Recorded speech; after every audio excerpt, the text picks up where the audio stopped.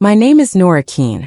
I'm 33 years old, and on the second Saturday of last September, at my sister's wedding reception, I watched a man I had never met before hand her a folded stack of cash across a cocktail table, and I recognized the small velvet pouch she slid back to him, because I was the one who had sewn the loose seam on it 11 months earlier, 3 days after we buried my husband.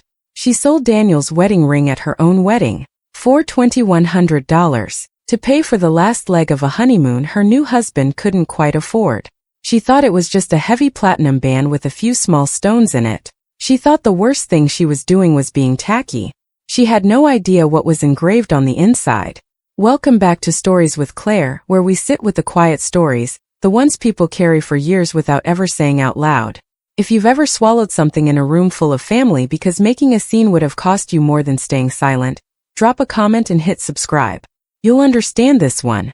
Because here's what my sister didn't know that night. In her ivory dress, with her arm around our mother, laughing at a joke I couldn't hear.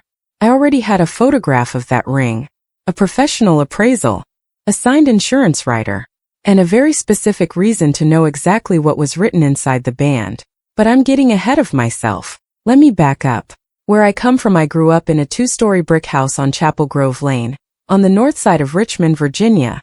The kind of neighborhood where everybody's mailbox looks slightly different and everybody's opinions look exactly the same. My mother, Marianne Sutton, still lives in that house. She has lived there for 38 years. She has never once in my entire life let anyone rearrange the furniture in the front room. My father, Russell, died of a heart attack in the spring of 2019, in the driveway on a Tuesday, holding a bag of mulch. That's not a joke, and I don't say it to be dark. It's just how it happened. He was 61. He never got sick, he never slowed down, he just stopped between the car and the flower bed. And my mother found him because she came out to ask him whether he wanted chicken or fish. I have one sister, Bree. She's 4 years younger than me, which means she was 29 last September when all this happened. I want to be careful here because I know how easy it is to make a sister sound like a cartoon villain. Bree isn't a cartoon. Bree is charming. Bree is genuinely funny. Bree remembers the name of your coworker's dog. When our father died, Bree was the one who stood at the front of the funeral home for 4 straight hours accepting hugs from people she'd never met, saying the right thing to every single one of them, and she did it beautifully, and people still bring it up. I was in the back room the whole time on the phone with the funeral director's billing office, because the package my mother had chosen was $4,000 over what my father's small policy actually paid out, and somebody had to solve that before the end of the week. That's the shape of us, and it's been the shape of us since we were kids. Bree gets to be the moment. I get to be the mechanism. I don't say that bitterly. For most of my life I honestly preferred it. I like solving things. I like the feeling of a problem going quiet under my hands. It's why I'm good at my job. I work as a scheduled property claims examiner at Ardmore Mutual, in an office building off Broad Street with carpet the color of oatmeal. What that means in plain English: when somebody insures a specific valuable object, a wedding ring, a violin, a coin collection, a set of pearls that belong to a grandmother, and then that object gets lost, stolen, or destroyed, I'm the person who handles what happens next. I've been doing it for 9 years. I've handled 1,100 and some claims. And I can tell you that people do not lie to me about whether they lost the thing. People lie to me about how. That job matters to this story more than almost anything else, so hold on to it. I met Daniel Keene in a Kroger parking lot in October of 2014, because he backed into my car. It was a very small hit.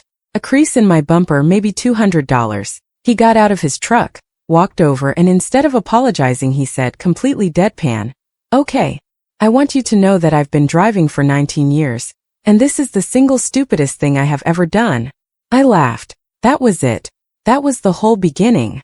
Daniel was a bridge inspector for the state. He spent his life underneath things, under overpasses, under river crossings, on rope harnesses and lift buckets, running his hand along concrete looking for hairline cracks that could turn into something else in 10 years. He carried a small notebook everywhere, the kind with graph paper in it. He wrote in pencil. He said pens lie because you can't see where you changed your mind. He was not impressive in the way my family measures impressive. He made $68,000 a year. He drove a 2009 pickup with a cracked taillight. He fixed with red tape because he said the whole assembly was $90 and the tape was $2.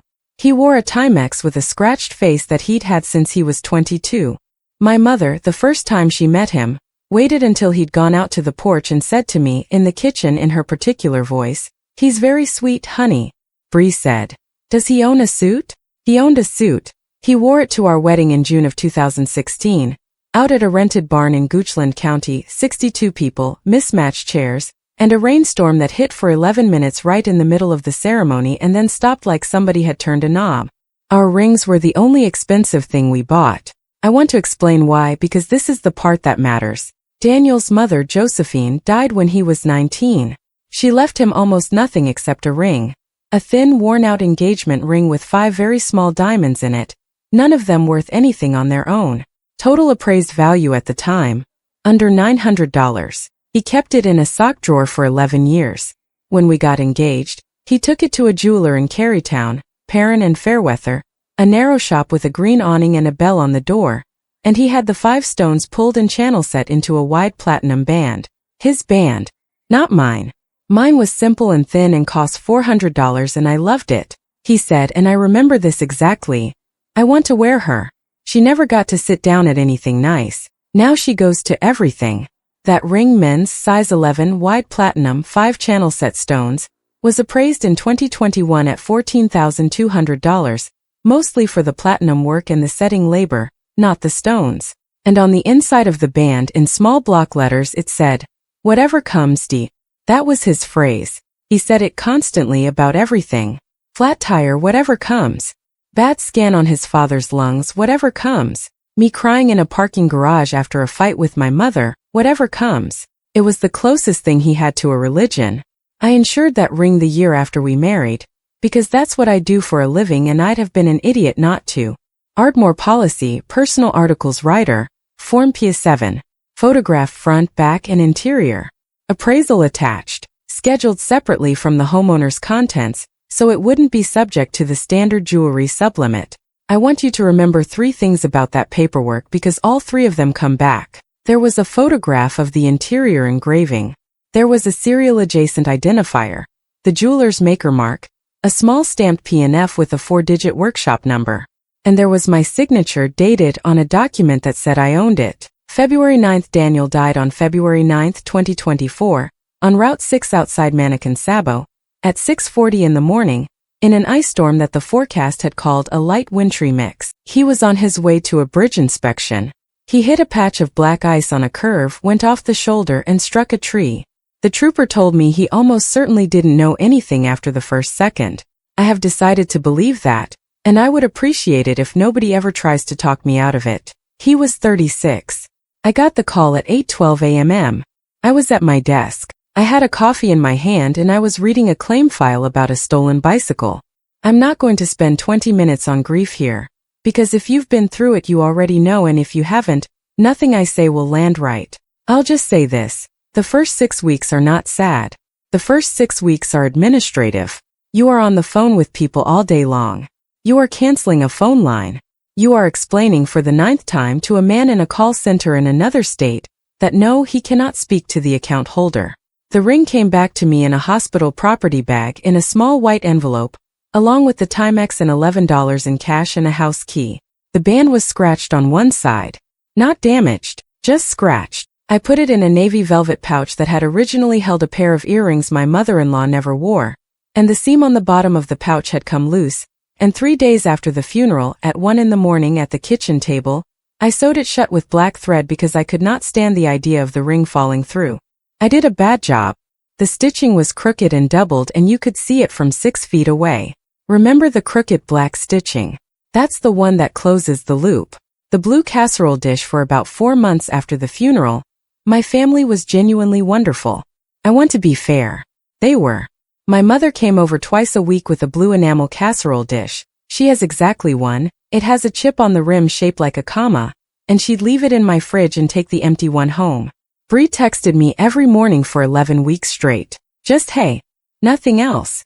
Some mornings that hey was the only reason I got vertical. Then, at some point in the summer, the temperature changed. It happens to a lot of widows and nobody warns you.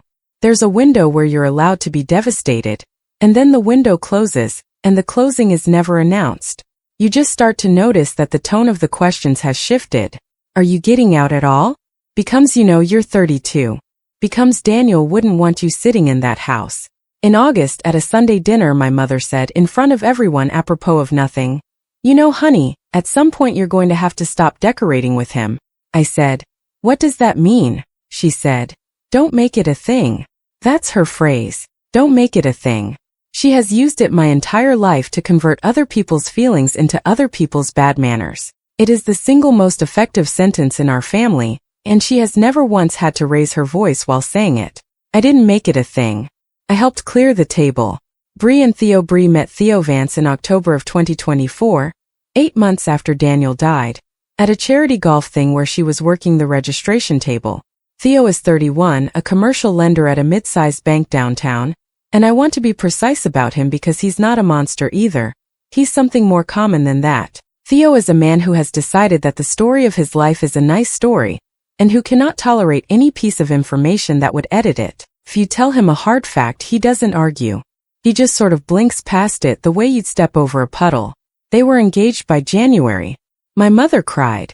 She had never cried at anything of mine, and I noticed that, and then I felt small for noticing it, and then I put it away, which is a sequence I've gotten very good at. The wedding was set for September 13th at the Rivermont Club, out past the river on the West End. 180 guests. A raw bar. A band from Baltimore. The budget, which I learned about because I was asked to help with a spreadsheet, was somewhere north of $61,000. My mother put in $18,000. Out of a savings account I did not know she had. I remember sitting in her kitchen in March when she told me that number, and feeling absolutely nothing about it except one small, quiet, irrelevant thought that I did not say out loud. Where did that come from? Because I'd handled her finances after my father died. I'd seen the accounts. I'd seen the mortgage on Chapel Grove Lane. 26 years in, refinanced twice, $91,000 still owed in 2019 on a house she was never going to sell. There should not have been $18,000. I filed that away. Not suspiciously. Just the way you note a number that doesn't reconcile. It's a professional reflex. You don't chase it. You write it on a card and put the card in the box. I use actual index cards, by the way. At work and at home. Blue for facts, white for questions. 9 years of habit. My mother thinks it's ridiculous. Daniel used to draw little cartoons on the backs of them when he found one lying around. That March I wrote on a white card, Mum 18K from where? I did not think about it again for 6 months. The ask in July, 2 months before the wedding, Bree came to my house. She almost never came to my house. Since Daniel died I could count the visits on one hand, and 3 of those were within the first 2 weeks. She stood in my kitchen holding a can of seltzer she brought with her, and she looked around at everything the way you look at a room you're planning to redecorate. She said, "Can I ask you something and you not get weird?" Right there, that construction. Can I ask you something and you not get weird? It preloads the room. It makes your reaction the problem before the question even lands. I said, "Sure." She said, "Would you consider wearing something with color? For the wedding?" I said, "I was going to wear the navy dress." She said, "Navy's basically black, nor," and then she said the thing. She sat down on one of my counter stools and she said, I don't want the whole day to be about, I don't want people looking at you and thinking about Daniel. It's my one day. I want to be honest about what I felt in that second, because I think honesty is the only thing that makes a story like this worth telling. I felt hot behind my eyes. My hands went cold. And underneath all of it there was a very calm little voice that said, "She has been thinking about this for a while." This is not the first time she has said this sentence. She has practiced it on someone. That was the first crack. Not the request. The rehearsal in it. I said, "Okay. I'll find something in green." She hugged me. She said, "You're the best. Seriously. You're literally the best." And then on her way out the door, she stopped by the little walnut secretary desk in my front hall, the one Daniel refinished in our second year badly with a lot of swearing, and she picked up the small navy velvet pouch that sat on the top shelf of it, next to his notebook and his reading glasses, and she said, "Is this it?" I said, "Is this what?" She said, "The ring. Mom said it's worth a fortune." I said, "It's his wedding band." She turned it over in her hand, not opening it, just weighing it, and she said, "That's so wild, that it just sits here." Then she put it back, kissed my cheek and left. Now, I want you to notice what I did not do. I did not say don't touch that. I did not ask why our mother had been discussing the value of my dead husband's ring.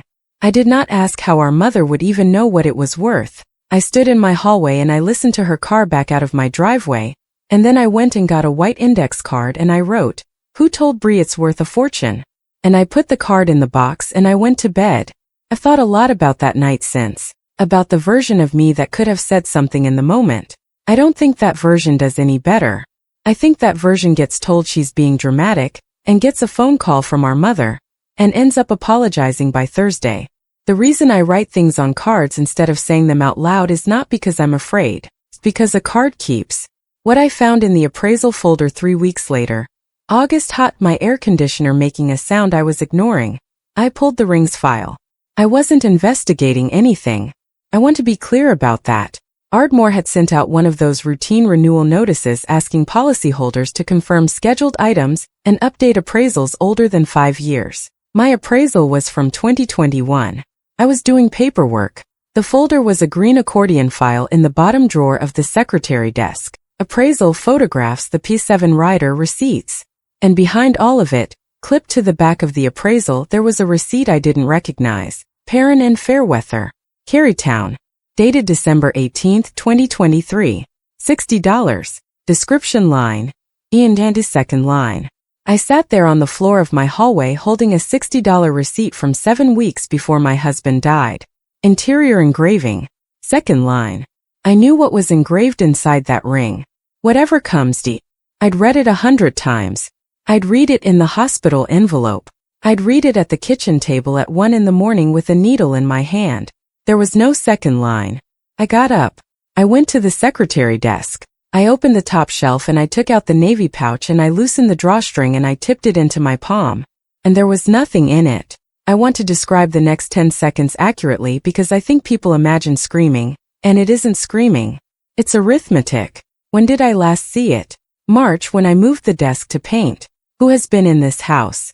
My mother in April. Bree in July.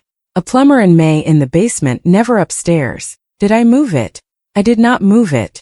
Am I sure? I checked every drawer in that desk in under 4 minutes and then I checked them again. And then I stood in the middle of my hallway with the empty pouch in my hand. The pouch still had my crooked black stitching along the bottom seam.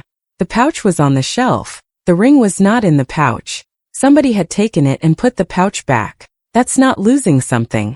That's a decision. Whoever did it wanted the shelf to look right. I did not call my mother. I did not call Bree.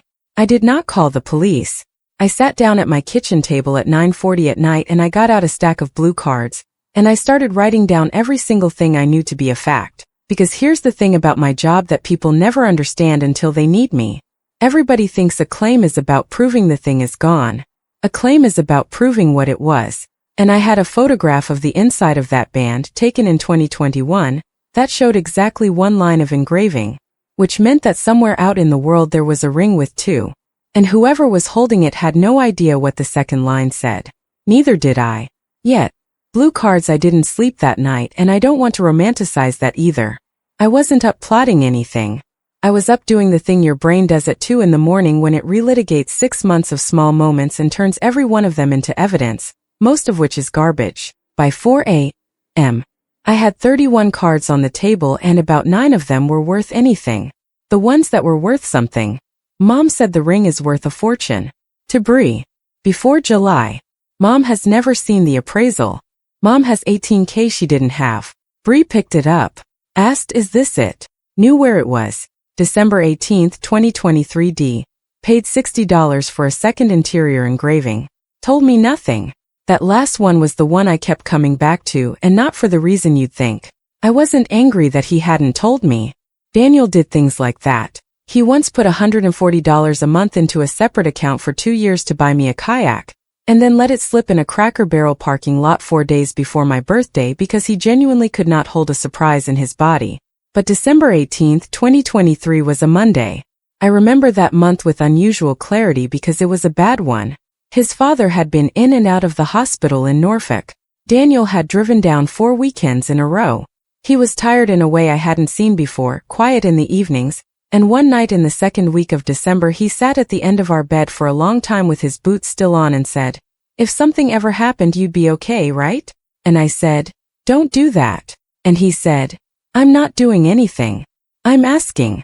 And I said, "I'd be okay." He nodded and took his boots off, and that was the end of it. I hadn't thought about that conversation in a year and a half. At 4 in the morning at my kitchen table, it came back so hard I had to put my head down on the table for a minute. He engraved something in that ring 6 days after that conversation. And then 7 weeks later he was dead, and the ring came back to me in a hospital envelope, and I never looked at it closely enough to notice, because who reads the inside of a ring they've already read? So, 2 problems, and I ranked them the way I'd rank them at work. Problem 1, find the ring. Problem 2, find out what it says. And a third thing that wasn't a problem exactly. More like a rule I set for myself at 4:30 in the morning, sitting there in a dark kitchen. Nobody finds out I'm looking. Not because I was building some elaborate trap. I want to be really honest about this because I think the version where I'm a mastermind from minute 1 is a lie, and this story doesn't need one. The truth is much smaller and much more embarrassing. I stayed quiet because I did not think anyone would believe me. I had spent 19 months being the woman who was taking it hard. The woman who was decorating with him. If I called my mother at 7 a.m. and said someone took Daniel's ring out of my house, I knew exactly what would come back down that phone line in that voice at that volume. "Honey, are you sure you didn't move it?" And once she said that, once that sentence was in the air, it becomes the frame. Every fact I found afterward would be filed under Nora as having a hard time. So I didn't give her the chance to build the frame. I've had people tell me that was cowardice. Maybe. I'd call it the first correct decision I made. The green dress on August 24th, I bought a green dress, sage green 3/4 sleeves, from a place at Stony Point that had it on the sale rack for $89. I sent Brie a photo of it in the fitting room mirror. She wrote back, "OMG yes, see, you look alive." I looked at that text for a long time. "You look alive." I wrote back, "Ha, it's comfy too." I want to talk about that, actually, about what it costs to type ha, because a lot of people think restraint is dramatic, standing there with your jaw set. It isn't. Restraint is typing 3 characters and an exclamation point, and then setting the phone face down on the counter, and unloading the dishwasher. That's what it actually looks like. It looks like nothing. That's the whole problem with it. Aldo Perrin in Fairweather is on a side street in Carytown, between a cupcake place and a store that sells nothing but socks. Green awning. A bell over the door that's older than I am. Aldo Perrin is somewhere past 70, wears reading glasses pushed up on his head, and has the specific patience of a man who has spent 50 years looking at very small things. I went in on a Tuesday over my lunch hour in my work clothes with the receipt in my purse. He remembered Daniel. Not immediately. I had to say wide platinum band, 5-channel stones out of an old engagement ring. And then his whole face changed and he said, "The bridge man." I said, "That's him." He said, "How is he?" "Some conversations you have to have standing up in a shop with a bell on the door." I told him. He took his glasses off his head and put them on the counter and said he was sorry and he meant it. And then he said something I've thought about a lot since. He said, he talked about that ring like it was a person. Then I put the receipt on the glass. I said, "Do you keep records of engravings?" He said, "Everything. Since 1974. He went in the back. He was gone 11 minutes. I stood there in a jewelry store on my lunch break, looking at a case of estate rings that had all outlived their people. He came back with a spiral-bound workshop log, and he set it on the counter and turned it toward me, and he put one finger on a line. December 18, 2023. Client, Keen D. Item. Platband and an 82nd line. And in the description column in tiny block handwriting, FT214, whatever comes I said, "What does FT mean?" Aldo Perrin looked at me over the top of his glasses and said, "I don't ask, sweetheart. I engrave." I copied it onto a blue card in the parking lot. FT214. I sat in my car with the engine off in 94-degree heat and stared at 3 characters and a number. Then I drove back to the office and I sat down at my desk and I opened the claim file I'd been working on that morning, and I did my job for 4 more hours because that is what you do. But something had changed and I knew it had changed and I want to name it exactly. Up until that afternoon, this was a story about a stolen object. From that afternoon on, it was a story about a message. Daniel had put something in that ring on purpose, 6 days after he asked me if I'd be okay. And he had put it somewhere he was absolutely certain I would eventually look, Inside the one object on earth that would come back to me no matter what happened to him. He was a man who inspected bridges for a living. He spent his entire career looking for the small failure that becomes the big one in 10 years. Of course he built a redundancy. And my sister had it in a drawer somewhere and thought it was jewelry. 2 weeks before the wedding, here's where the slow part starts, and I'm not going to speed it up, because the slow part is where I actually found everything. The week of August 26th I did 4 things. None of them dramatic. 1. I pulled my own homeowner's policy and read the theft provisions the way I'd read a stranger's. Scheduled personal articles PA 7. No deductible. Agreed value $14,200. Reporting requirement. Prompt notice and a police report for any claimed theft over $1,000. That last line sat in my chest like a swallowed pill. A police report meant a suspect. A suspect meant a name. I wasn't ready to write a name down on a government form. Not yet. 2. I called First Tidewater Savings on Broad Street and asked, in my professional voice, a general question about safe deposit boxes. Whether a spouse could access a box held solely in a deceased person's name. The woman was very nice. She said it depends on how the box was titled and whether there's a court order, and whether the surviving spouse is a signatory and did I have a box number. I said I might. She said, do you have the key, hon? Because without the key we'd have to drill it, and that's a whole thing. The key. I hung up and drove home in the middle of a workday for the first time in 9 years. Daniel's key ring was in a ceramic dish on top of the dryer where it had been since February 9, 2024, because I could not make myself move it. Truck key. House key. A key to his father's place in Norfolk. A small brass mailbox key. And a flat, dull silver key with a notch on one side and no writing on it at all. I had looked at that key probably 400 times in 19 months. I had assumed it was for the padlock on his job trailer. I sat down on the floor of my laundry room with it in my hand. 3. I did not go to the bank. I want you to sit in that with me for a second because people always ask why. I had the key. I had a number FT214. First Tidewater. Box 214. I didn't go, and here's the real reason. I was terrified. Not of what was in the box. Of what wasn't. My husband had been dead for a year and a half and I had gotten used to it in the way you get used to a limp. If I went down there and drilled open box 214 and found tax returns and a warranty for a table saw, I don't think I would have recovered from that for a long time. So I waited. I told myself it was strategy. It wasn't yet. 4. On August 30th I went to my mother's house for dinner, and I asked her one question, and she answered it, and that's when the whole thing turned. The casserole dish, again my mother makes a chicken and rice thing in the blue enamel dish. Chip on the rim shaped like a comma. She has made it my entire life. It is genuinely wonderful and I will be sad forever when it stops existing. It was just the two of us. Bree was at a fitting. My mother was in high wedding season, she had a binder, she had swatches taped to a page, she had opinions about a font. And in the middle of it she said, "Your father would have hated all of this." I said, "He'd have hated the band." She laughed. It was a real laugh and for about 90 seconds we were just two women at a table. Then I said, and I had planned this sentence for 4 days, which tells you something about me. "Mom, can I ask you something about the house?" She said, "What about it?" I said, "When did you pay it off?" Her hand stopped. It was holding a serving spoon and it stopped about 4 inches above the dish, and then it kept going, and she put rice on my plate and she said, "Why? That's not an answer. That's a delay." I said, "I was looking at the folder from when Dad died. There's a payoff statement from 2019 and then nothing. I just wondered if you refinanced again." She said, "I don't remember." My mother remembers the seating chart at my father's cousin's wedding in 1994. She said, "It got handled." I said, "By who?" And she said, and I want to give you the exact words because I've turned them over about 1,000 times since. "Nora, honey, don't make it a thing."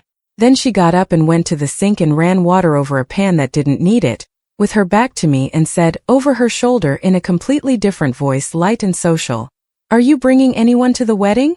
I said no. She said, "Well, it's a nice band."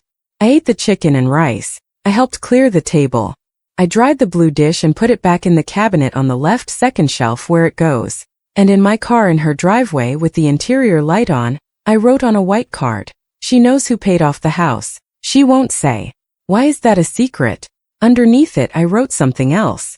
For words that I underlined twice, and I didn't fully understand why I'd written them until 3 weeks later.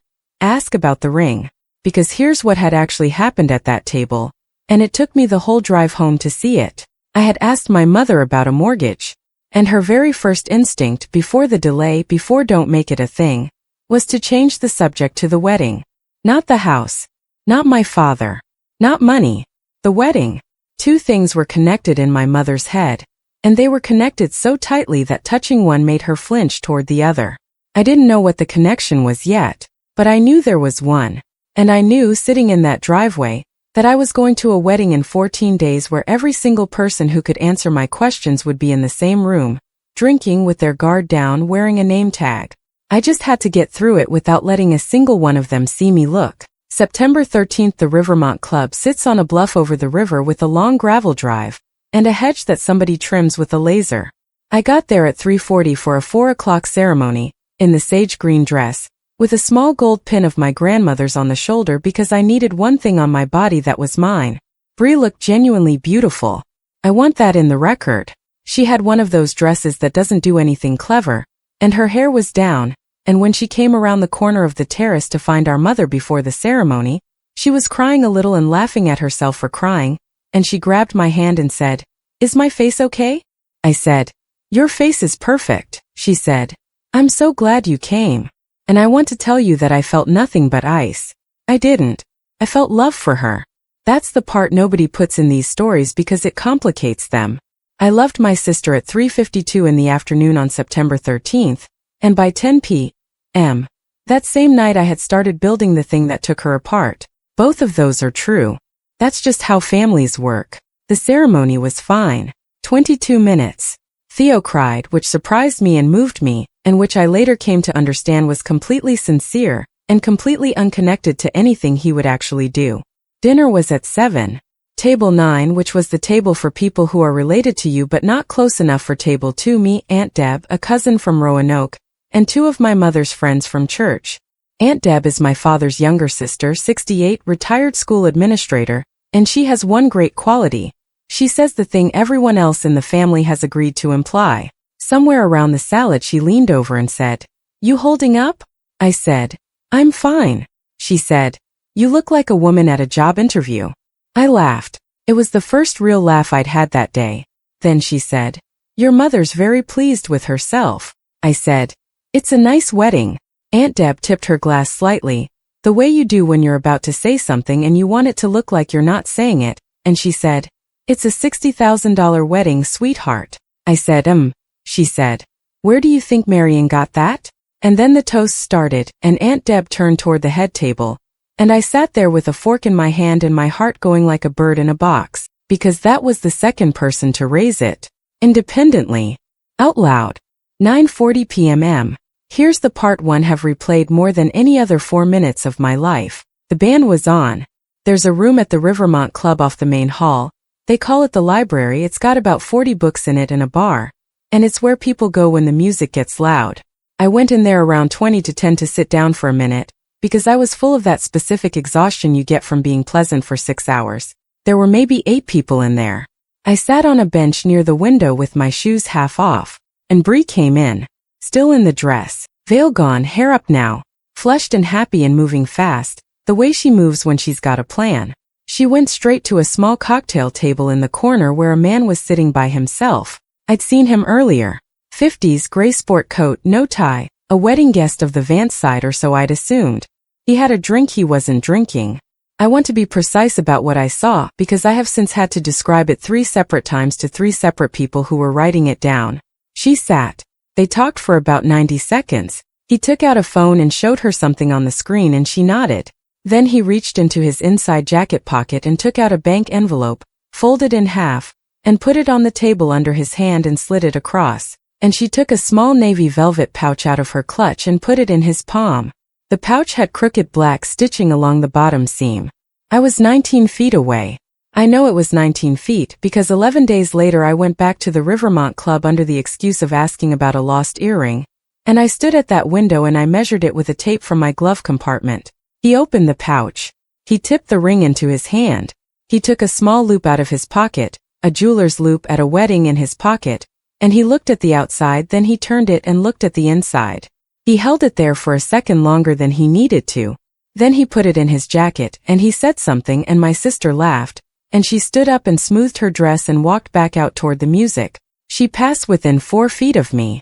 She said, "Hey, are you hiding?" I said, "My feet hurt." She said, "God same. Come dance in a minute, okay? Mom keeps asking where you are." I said, "Okay." She left. I sat on that bench for another 40 seconds. Then I stood up and I walked over to the bar, and I asked the bartender for a club soda. And while I waited, I looked back at the corner table and the man in the gray coat was gone. I want to tell you what was going through my head, and it wasn't rage. It was 3 sentences in this order.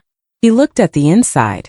He knows what it says. I need his name before he gets off this property. The guest book. I did not confront my sister at her wedding. I've been asked why maybe 50 times now, by Aunt Deb, by a police detective, by a woman at work I told about a third of it to, by my mother screaming. Here is the honest answer, and it isn't noble. If I had walked out onto that dance floor at 9:45 p.m. in a sage green dress and said, "You just sold Daniel's ring," the following would have happened. There would have been a scene. My mother would have gotten between us. Bree would have cried. Genuinely, she's not faking when she cries. And within 90 seconds the story in that room would not have been Bree took something. The story would have been Nora lost it at the wedding. And the man in the gray sport coat would have walked to his car during all of it. And I would never have found him. And my husband's last message to me would have gone into a display case in a shop in some other city and been sold to a stranger who liked the weight of it. So I did the other thing. I went and found the guest book. It was on a table by the entrance to the main hall. A heavy cream-colored thing with a pen tied to it with ribbon. I stood there for about 6 minutes in the doorway noise and I read every single name. There were 141 signatures. Most were couples. I was looking for a man alone. There were 4. 3 of them I could account for by sight within 20 minutes. One was Theo's uncle, one was a groomsman's father, one was a co-worker of Theo's I'd been introduced to at the rehearsal. The 4th signature said in a small neat hand, "Wishing you every happiness, R. Marrow no +1. No message beyond that. I took a picture of the page with my phone. Then I went and danced with my mother for one song, and I hugged my sister goodbye at 11:15 and told her the wedding was beautiful, which it was, and I drove home with the radio off. I did not cry in the car. I want to be accurate. I cried at 1:20 a.m., sitting on the floor of my hallway in front of an empty walnut secretary desk, and I cried for about 11 minutes, and it was the worst crying I'd done since the 2nd week of February 2024. And then I got up and I washed my face and I got the box of cards, and I wrote on a blue one, R. Marrow. Gray coat. Jeweler's loop in his pocket. He read the inside. 12 days of nothing for the next 12 days. I did absolutely nothing that anyone in my family could see. I texted Bree happy honeymoon. She sent me a photo of a beach in Turks and Caicos. I sent back a heart. I went to work. I closed 9 claims. I got my oil changed. I finally called about my air conditioner. Meanwhile, day 1. I searched Armero plus every jewelry-related term I could think of in 4 states. Nothing in Virginia. Then on the 2nd page of a search for estate buyers in the Mid-Atlantic, there was a business listing in Greensboro, North Carolina. Marrow estate buyers, gold, diamonds, watches, estate lots. Marrow Prop. A website that looked like it was built in 2011. A photograph of a storefront. And under about, a small photo of a man in his 50s with a gray sport coat and a face I had watched from 19 feet away. I sat back in my desk chair and let out a breath I'd apparently been holding for a week and a half. Day 2. I did not call him. Obviously I did not call him. If I called him and said, "You bought my husband's ring," one of 2 things happens. He says, "I don't know what you're talking about," or he says, "Let me look into that." And either way that ring goes into a safe or a smelter and I never see it again. Estate buyers are not villains mostly. But a man who takes a loop to a wedding is a man who has decided to be somewhere he can be useful. And a man like that protects his inventory. Instead I did the thing my job had trained me to do. I built a file. Days 3 through 9. I assembled every document that proved the ring was mine. The 2021 appraisal signed, with the item description and the maker's mark PNF 4417. The PA7 rider from Ardmore, with my name and the agreed value.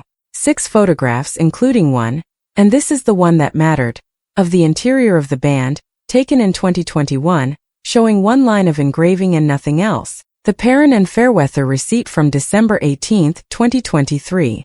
And a signed letter from Aldo Perrin on his shop letterhead, dated September 24, confirming that on that date he added a second interior line to a wide platinum band, P&F Workshop 4417, at the request of Daniel Keene, reading FT214 whatever comes. He wrote it out for me in 11 minutes and refused to charge me anything, and then he said, "Do you know what it means yet?"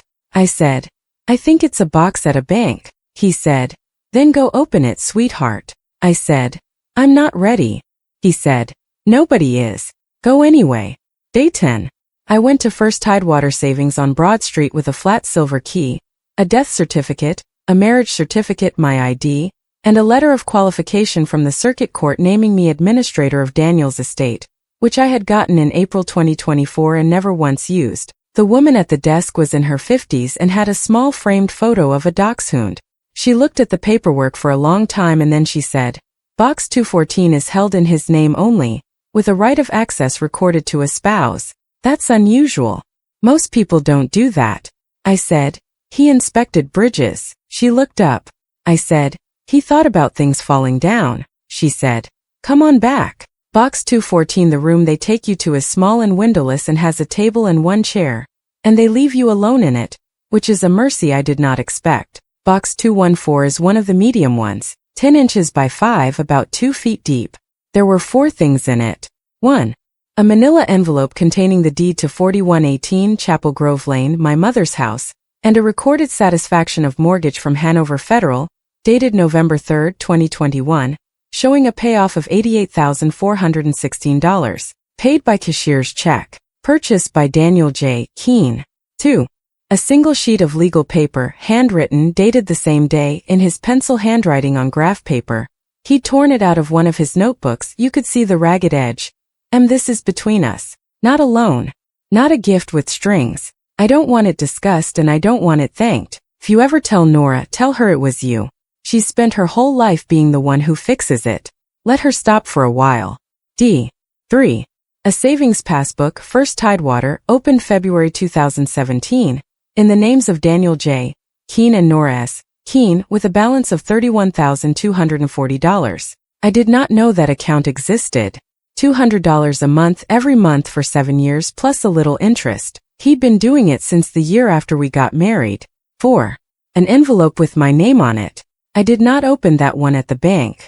I want to be honest about my limits.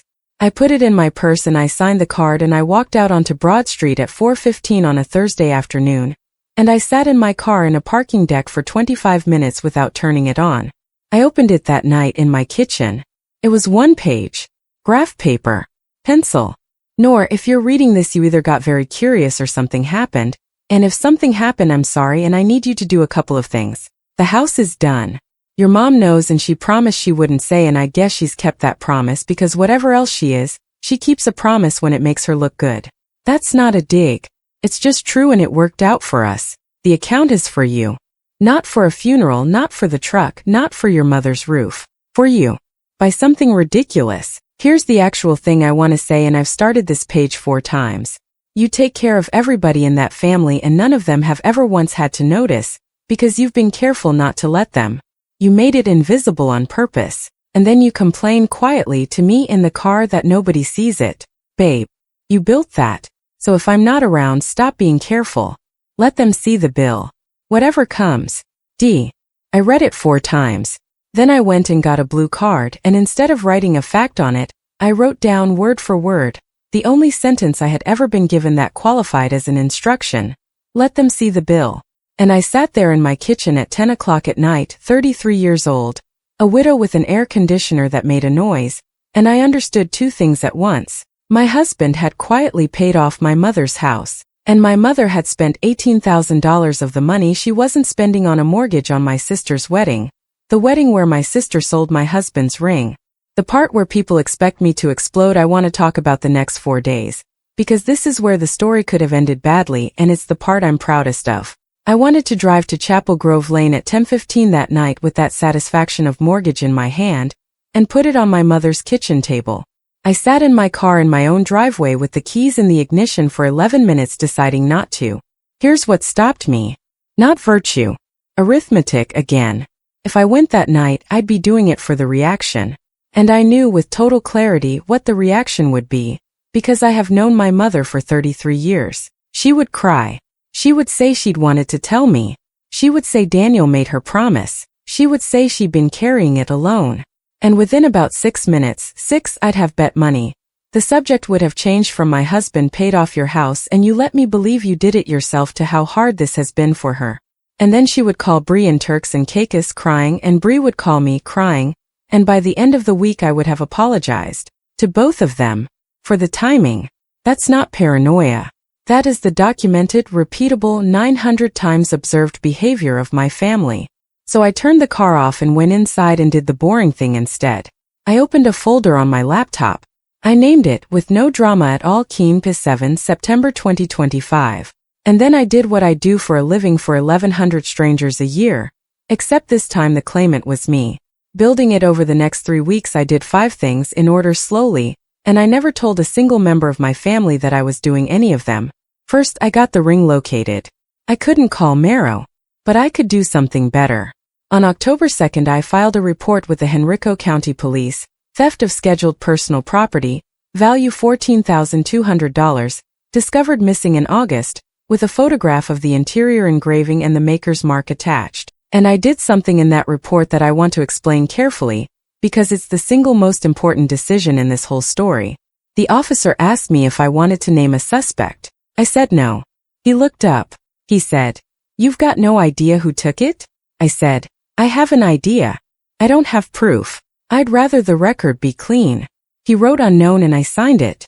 That decision cost me about 6 weeks and it is the entire reason everything afterward worked. Because if I'd named my sister in October on a hunch with no documentation, then everything that surfaced later would have looked like something I'd gone looking for.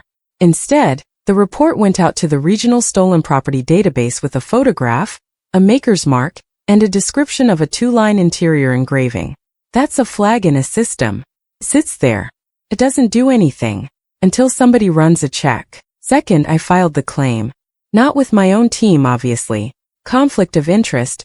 I wrote the disclosure myself on day 1, and handed it to my supervisor, a woman named Priya who has worked in this business for 22 years and has a face like a closed door. She read it. She said, "You're the claimant." I said, "Yes." She said, "Reassign it to Delacroix, don't touch the file, don't look at the file, don't ask me about the file." I said, "Understood." She said, "Nora." And then she paused for a long time and said, "Is the person who took it in your house?" I said, "Not anymore." She said, "Okay." And she never asked me another thing about it. 22 years in claims will do that to a person. Third, I waited for a receipt I already knew existed. Here's a thing most people don't know. In North Carolina and in Virginia, and in almost every state, a second-hand dealer or estate buyer who purchases precious metals or gemstones has to keep a record of every transaction. Name, address, a photocopy of a government-issued ID, a description of the item, and in a lot of jurisdictions a thumbprint. They have to hold the item for a period, usually somewhere between 10 and 30 days, before they can alter it or melt it. And they have to report their purchases to law enforcement. Aldo Perrin told me all of that in about 90 seconds standing behind his counter, and then he said something I wrote on a card in the car. He said, "Sweetheart, an honest dealer keeps those records to protect himself. A dishonest one keeps them because the fine will end him. Either way he keeps them." So there was a piece of paper, in a shop in Greensboro, North Carolina, with my sister's driver's license on it. I did not have to go get it. I just had to make sure somebody with a badge went and asked. Fourth, I gave the system one small nudge and only one. On October 9th I called the detective assigned to my report, a woman named Sergeant Voss, who I'd guess is about my age, and who had precisely the energy of a person with 140 open files. I said I wanted to add a supplemental detail. She said go ahead. I said, "The interior engraving has a second line. It reads FT space 214. Then the words whatever comes. I've got a signed letter from the jeweler who cut it, with the date and the workshop number." There was a pause. I could hear her typing. She said, "That's okay, that's actually gold. Sorry. Poor word choice." I said, "It's fine." She said, You'd be amazed how much of this stuff comes back and we can't tie it to anybody. A 2-line interior engraving with a workshop record is basically a VIN number. I said, that's what I thought. And then she said, can I ask why you didn't lead with this? And I said, because I only found out about it 3 weeks ago. Which was true. And I let it be the whole answer. 5th, I went back to normal. That's the part people skip. From October 10th to November 22nd, I did nothing at all. I went to Sunday dinner twice. I ate the chicken and rice. I looked at 400 honeymoon photos. I helped my mother figure out why her printer wouldn't connect to her phone. When Bree said in early November, "Are you doing okay? You've been quiet," I said. "Work's been heavy," and she said, "Take care of yourself, Nor." And she meant it, and I said, "I will." I want to say something about that stretch because it was the hardest part and it's invisible. Everybody thinks the hard part of restraint is the beginning, the moment you don't scream. It isn't. The beginning is easy, the beginning is shock. The hard part is week 5 and week 6 when nothing is happening, when you start to think maybe you imagine the whole shape of it, when your sister sends you a funny video of a raccoon and you laugh out loud at your kitchen counter and then have to sit down because you laughed. 6 weeks of loving someone you are also, in a very slow and very quiet way, dismantling. I don't recommend it, but I'd do it again. November 22nd, 3:41 p.m. My phone rang at my desk. Henrico County non-emergency number. Sergeant Voss said, "Mrs. Keene, I've got some news and I want to walk you through it carefully." I said, "Okay," she said. "We recovered your ring." I put my hand flat on my desk. She said a dealer in Greensboro, North Carolina had run a routine check on inventory before sending a lot to be melted, and the 2-line engraving hit the database. He'd called it in himself, held the piece, sent photographs. She said he was cooperative. Extremely. He'd bought it in good faith and he had all his paperwork, which honestly is not always the case. Then she said, "Ma'am, I need to tell you what's on the transaction record." I said, "Okay." She said, "The seller's name is Brianne Marie Vance." Vance. She'd sold it under her married name, 6 hours after she got it, which meant she had walked into that reception with a wedding license in one purse and a plan in the other. Voss said, "Do you know that individual?" And there it was. I had sat on this for 70 days. I had gone to that woman's wedding and told her she looked perfect. I had eaten my mother's chicken and rice twice. I had said nothing to one single human being in my family. And now a police officer was asking me a direct question on a recorded line. And there was exactly one honest answer. And it was the answer I'd been walking toward since the night I sat on the floor of my hallway with an empty velvet pouch. I said, "Yes. That's my sister." There was a pause about 3 seconds long. Then Sergeant Voss said, "Okay, Mrs. Keene, I want you to understand something before we go any further. Once I put that in the file, this stops being about a piece of jewelry." I said, "I know what it becomes." She said, "A lot of people don't." I said, "I've worked in claims for 9 years. I know exactly what it becomes." And she said, "Then I need to ask you the question I have to ask. Do you want to pursue this?"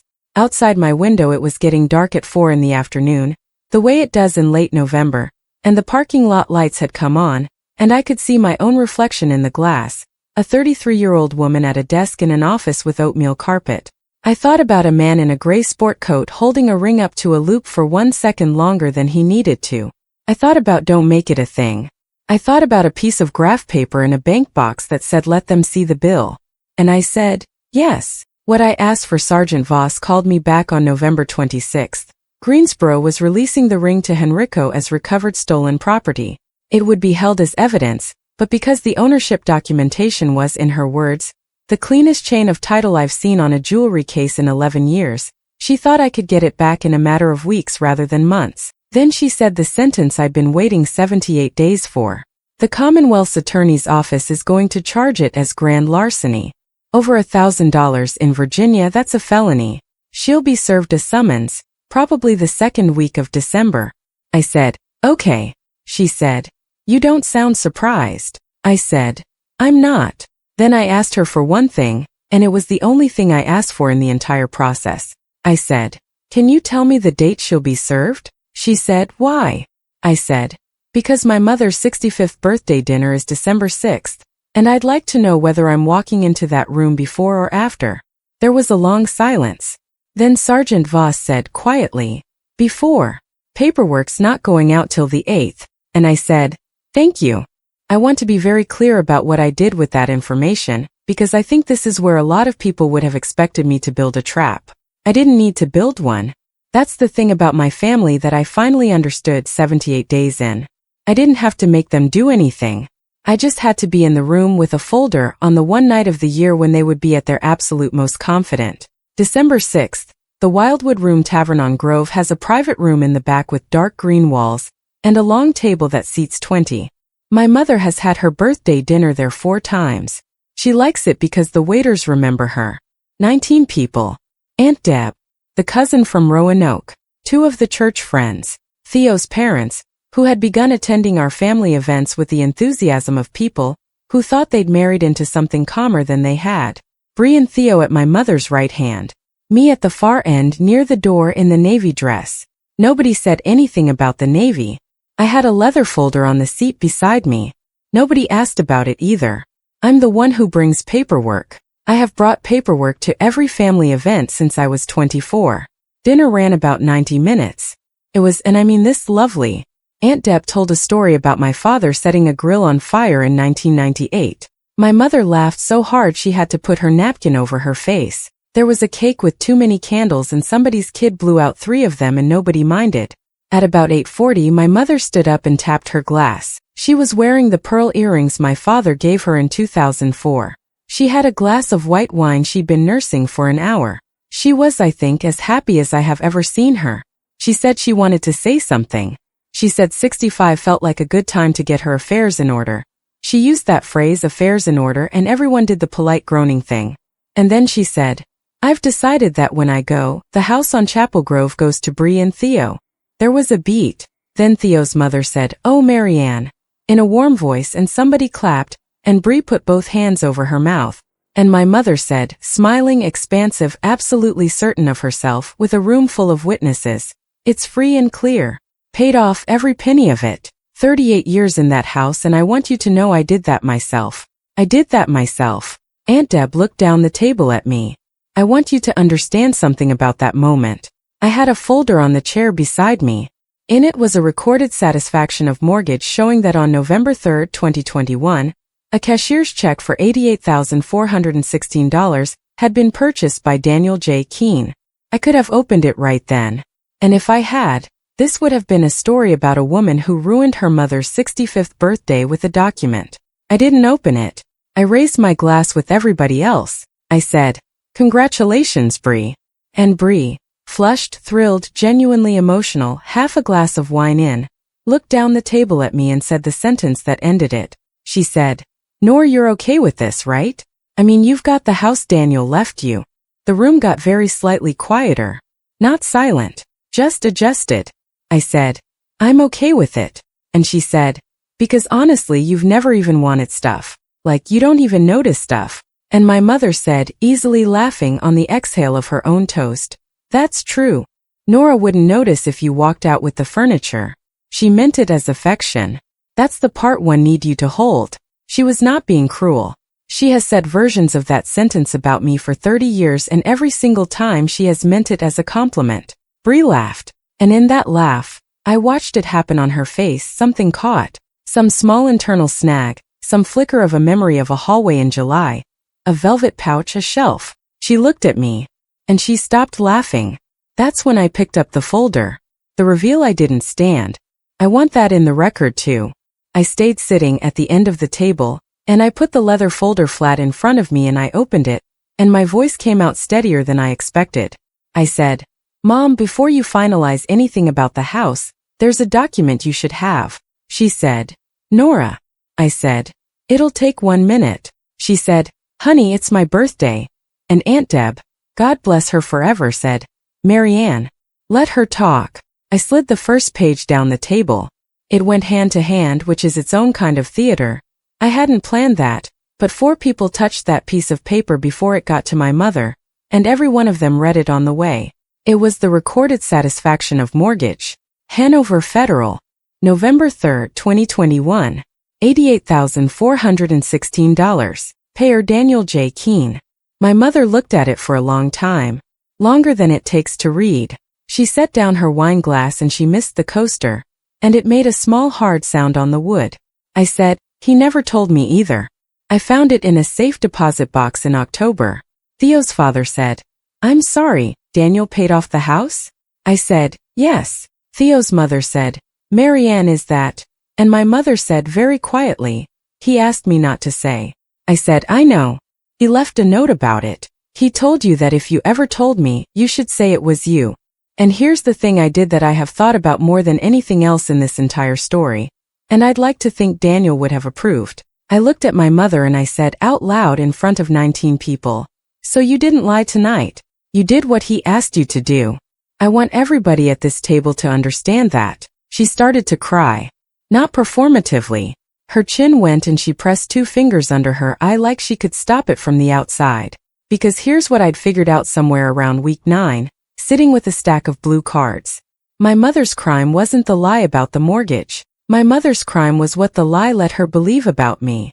She had spent 4 years being a woman who paid off her own house, and in that same 4 years she had watched me get widowed at 31 and had decided I was decorating with him.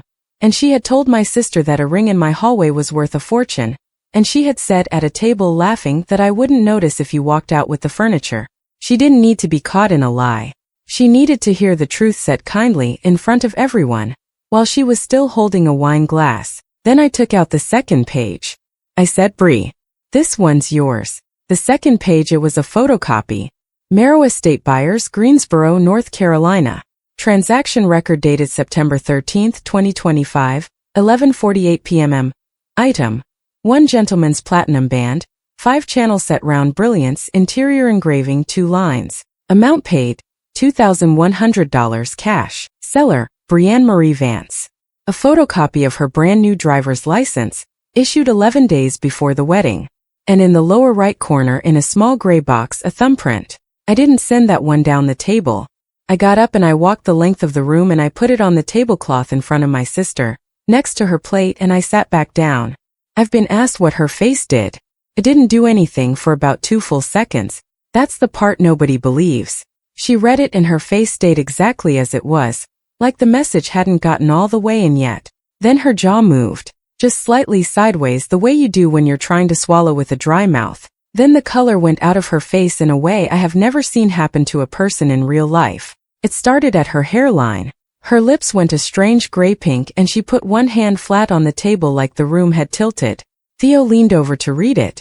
I watched him get to the name.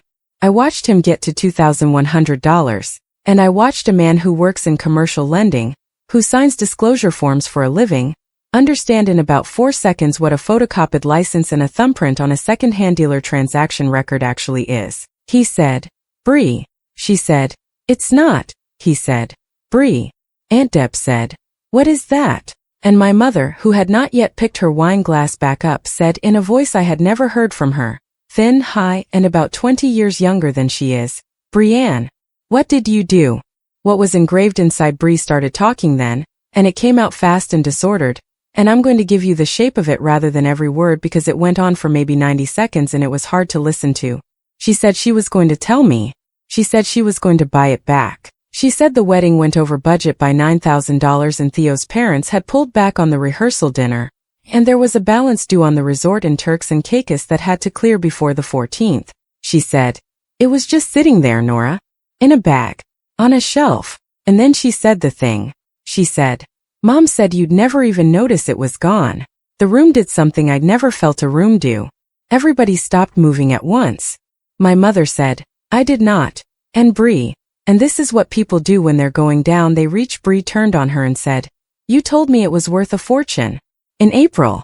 In the kitchen. You said it was ridiculous that she keeps it in a drawer. My mother put both hands over her mouth. Theo's mother stood up and said she thought she'd get some air. Nobody stopped her. And I sat at the end of the table and let it go quiet. And when it was quiet, I opened the folder one more time. I said, Bree, do you know what was engraved inside it? She didn't answer.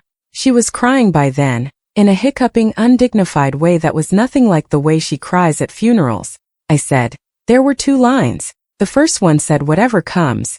You'd have seen that if you'd ever looked. That one was from 2016. I put down the third page, Aldo Perrin's letter on his letterhead, with the workshop number and the date. I said, there was a second line. Daniel had it added on December 18, 2023, 7 weeks before he died. Cost him $60 and he didn't tell me. I said, it said FT 214. I said, First Tidewater Box 214. The bank on Broad Street. I looked down the table at my mother. I said, that's where the deed was. He put the location of the paperwork inside his wedding ring, because he knew it was the one thing that would come back to me no matter what happened to him. He was a bridge inspector. He built a redundancy. I said, that's what you sold to a stranger in the library at the Rivermont Club for $2,100 while the band was playing. Bree said, I didn't know. And I said, and this is the only sentence I said that night that I said to hurt her, and I'm not going to pretend otherwise. I know you didn't. He wasn't hiding it from you. You weren't ever going to be looking. The part one didn't say out loud there was one more thing in that folder and I never took it out. It was the note. The graph paper. Let them see the bill. I'd made a copy in case I needed it, and somewhere around the salad course I'd known I wasn't going to use it, and I want to explain why. Because that page wasn't about them. Every other document in that folder was a public record. A recorded deed. A police report. A dealer's transaction receipt. Things with clerks and stamps and dates on them. Things that existed whether or not anybody believed me. That's what I'd spent 78 days building. Not an argument. Arguments in my family are won by whoever cries first, and I have never once won one. Paper doesn't cry.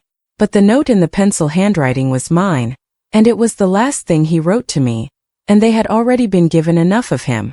Fallout Bree was served on December 9th at 7:40 in the morning, at her apartment in front of Theo.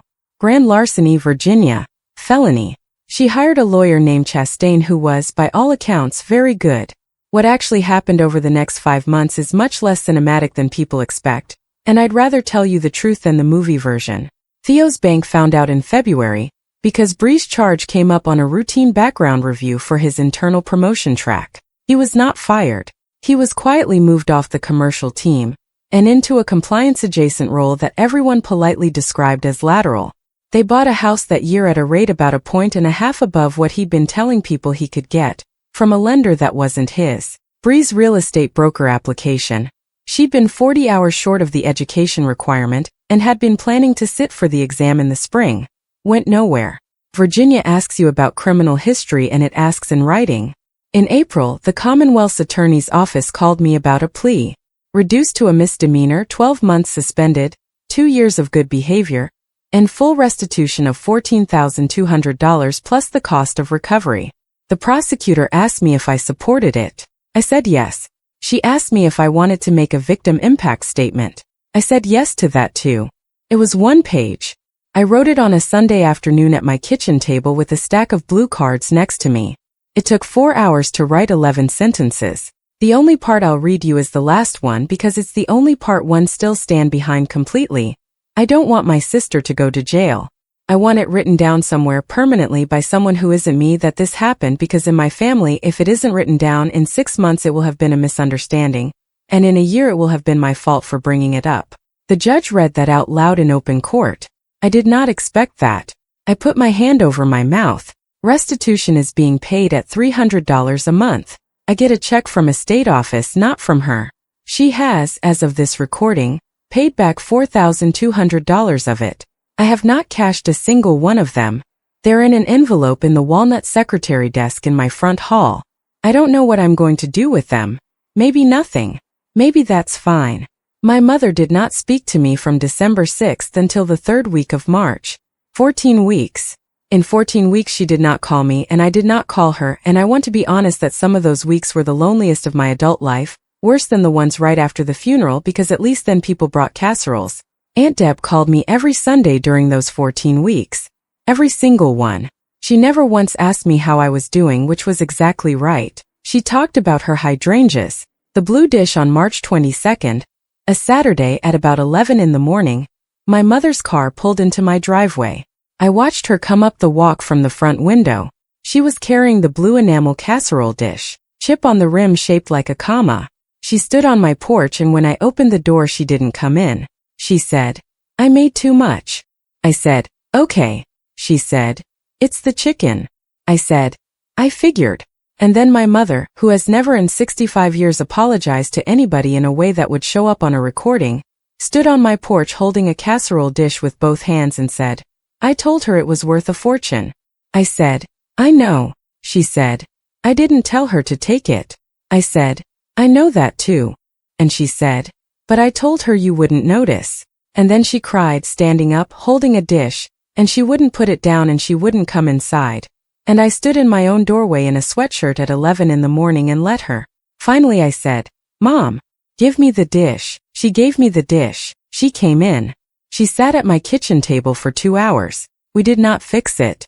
I want to be extremely clear about that, because I think the ending where everybody hugs and it's healed is a lie that makes people feel worse about their real families.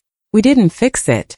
We started the very long, very boring, very unglamorous work of maybe fixing some of it, and we are 16 months later still doing that work, and some Sundays it goes well and some Sundays it doesn't. Bree and I have spoken 4 times since. All 4 were necessary. None were warm. She sent me a letter in June that ran to 5 pages. 4.5 of those pages were about how hard the last year had been for her. The last half page was an apology, and it was a real one. I keep the letter. I haven't answered it. I might. Not yet.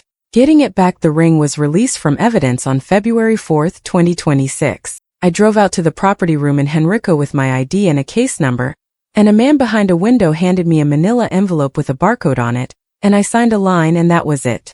No ceremony. Fluorescent lights and a laminate counter.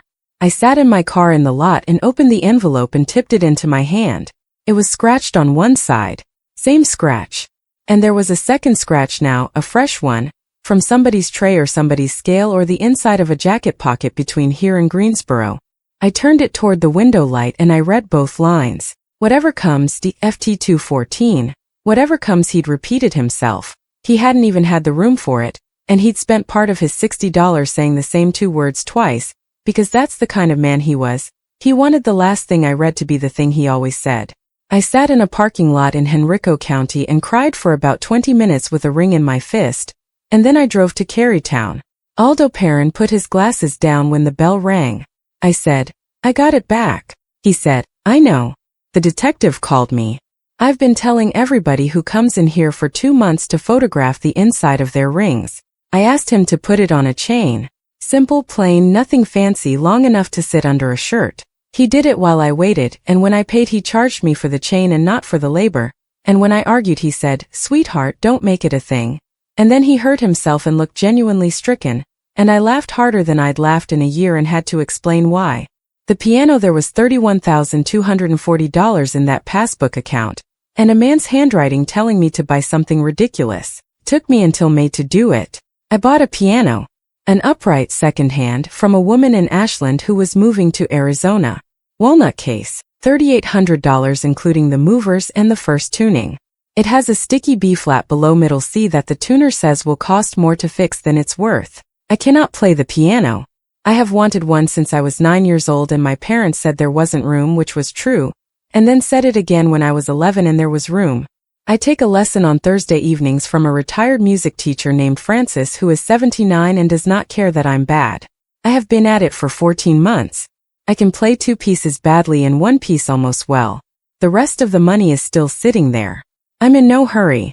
The ring hangs on a chain under my shirt and I only take it off to shower, and about once a week, usually at night, usually in the kitchen, I turn it toward the light and read the inside even though I know what it says. What I tell you here's what I actually learned, and it isn't what I expected. I always thought that being the person who quietly handles everything was a form of love. And it is. But when you do it invisibly for 20 years, you don't just protect people from the work. You protect them from the knowledge of the work. And people who don't know what something costs will always eventually treat it like it's free. That's not them being evil. That's arithmetic. My husband understood that about me better than I understood it about myself. And he wrote it down on a piece of graph paper in November of 2021 and locked it in a box. And it took me 4 more years and a stolen ring to read it. So if you take one thing from this, you are allowed to let people see the bill. Not with a scene. Not by screaming at a birthday dinner. You can do it with a folder and a flat voice and a piece of paper that somebody else stamped, and it works better that way and it lasts longer and nobody gets to call you dramatic afterward. Stay calm. Write it down. Keep the receipts. And do not ever let somebody tell you that noticing is the same thing as making it a thing. That's my story. A crooked black stitch in a navy velvet pouch. A $60 receipt from a shop with a bell on the door. And 9 characters engraved inside a platinum band that my sister sold for $2,100 and never once thought to read. If you've ever been the one in your family who handles everything and gets thanked for nothing, I promise you're not imagining it, and I promise there's paperwork somewhere that proves it. Share this with someone who's been quietly carrying more than anyone knows. And tell me in the comments, what's the one thing in your family that everybody agreed not to talk about? I read every single one. Subscribe and I'll see you in the next story.